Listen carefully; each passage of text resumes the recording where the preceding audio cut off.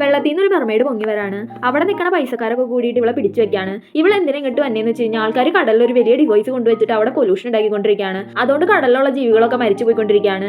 ഇത് ചെയ്ത പൈസക്കാരനോട് പകരം വീട്ടാൻ വേണ്ടിയിട്ടാണ് ഇവൾ ഇങ്ങോട്ട് വരുന്നത്. പക്ഷേ ഇയാളുടെ കൂടെ ബോഡി ഗാർഡ്സ് ഉള്ളതുകൊണ്ട് ഇവക്കൊന്നും ചെയ്യാൻ പറ്റണില്ല. അതുകൊണ്ട് അവൾ ആ ബോസിന് എനിക്ക് നിങ്ങളെ ഭയങ്കര ഇഷ്ടമാണ്, ഇതാണ് എന്റെ നമ്പർ എന്ന് പറഞ്ഞുകൊണ്ട് അവളുടെ നമ്പർ കൊടുത്തിട്ട് കോൾ ചെയ്യാൻ പറഞ്ഞിട്ട് പോവാണ്. ഇവൾ അത് കഴിഞ്ഞിട്ട് ഒരു പൊളിഞ്ഞ കപ്പലിലേക്കാണ് പോണത്. ആ കപ്പലിന്റെ ഉള്ളിൽ ഇവളെ പോലെ നിറയെ മെർമെയ്ഡുകൾ ഉണ്ട്. ഇവരെല്ലാവരും കൂടി അവിടെ ഇരുന്നിട്ട് ആ പണക്കാരൻ്റെ കോൾ വരുമെന്ന് വെയിറ്റ് ചെയ്തുകൊണ്ടിരിക്കുകയാണ്.